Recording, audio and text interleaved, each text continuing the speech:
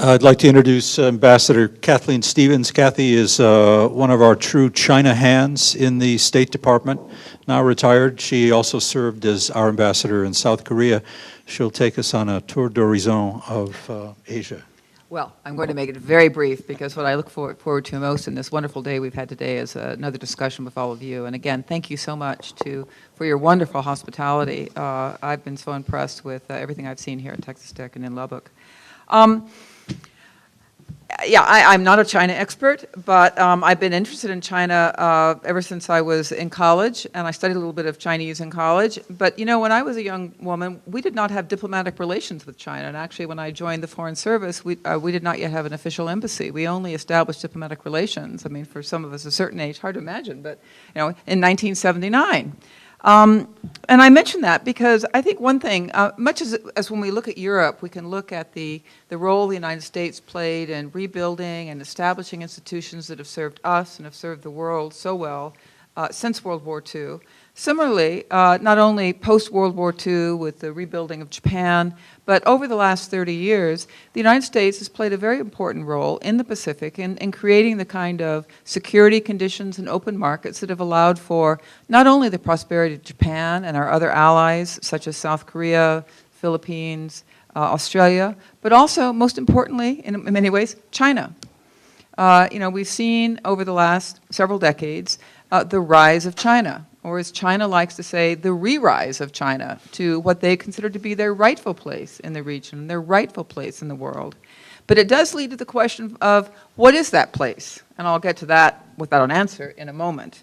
So, but I think we approach the many problems which we've already kind of laid out here and listed when it comes to Asia from a sense that we can feel good, I think, about as a country and as a people, not only our government, our foreign policy, but our businesses, our people, about the way that we have opened our markets, opened our schools, and built trading relationships and people-to-people relationships that have been good for us and good for hundreds of millions of people in Asia. Asia matters. Seems kind of obvious, but again, without wanting to discount the continuing importance of engagement in Europe, of engagement on issues in the Middle East and elsewhere. The center of gravity in some ways in the world has moved towards the Pacific. If you just look at trade figures, I mean, statistics, there's what, statistics and lies, but anyway, any figures will show that our economies, whether you're here in Texas or on either side of this big continent, it's moved towards Asia.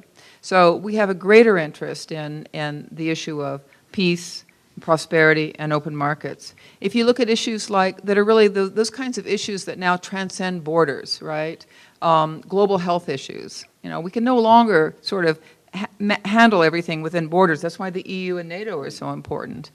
Within Asia, we don't have those kinds of relationships, but you know, what happens in India doesn't stay in India, right? Whether it's an innovation or whether it's a new disease. Pollution in China doesn't stay in China. It affects the region and indeed the world. Issues like nuclear nonproliferation, again, no boundaries. So cooperation with our partners and our allies, certainly in Europe, but also in Asia, have become more important than ever.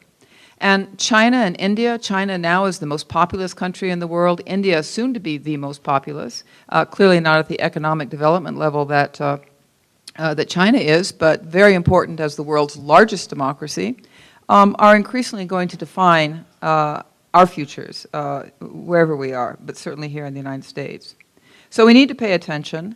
I think this is a moment of some uncertainty, a moment when there is a questioning of whether or not the institutions and the approaches that have served us so well for the last several decades are sufficient going forward. And how does that translate itself in Asia? Well, first of all, I mean, I think it means whether we're in the United States or in Asia, people are asking again, what really is the nature of China's rise? How do we view that? And how do we view the U.S.-China relationship? China now is the second largest economy in the world. Before too long, will be the largest economy just by sheer GDP. And it has a leader in Xi Jinping who probably later this year will be announced for a kind of a second 5-year term. They don't have a democracy, but they have a party system where, with a peaceful transfer to new leaders. Xi Jinping is one of the strongest and most ambitious leaders, I would say, that China has had in some time. Where does China want to go with that? I think those things can be shaped. But I think we still have, whether it's the Obama administration or earlier ones or now the Trump administration, sometimes a little bit of difficulty thinking, what are the words that define our relationship? We cooperate on many issues. We compete on many issues. We're friends. At times there are elements of animosity. Some people have coined the word frenemy. I think it's all still in the mix as to how that plays out. And where does it play out? Well, it plays out in places like the South China Sea, where China is growing its military very, very rapidly. This is certainly, in many ways, I think, a natural function of still a rapidly growing economy, and it wants to play a larger regional role. The United States has been the unrivaled power, and particularly the maritime power in the Pacific, in the Western Pacific, since World War II. How do we feel about that? How do other countries in Southeast Asia feel about that? Some of them are pretty worried, especially the maritime countries. But to what extent are their interests our interests? These are all challenges that President Trump and his administration will need to address. There's also the question of what trade looks like going forward and what our economic relationships look like going forward.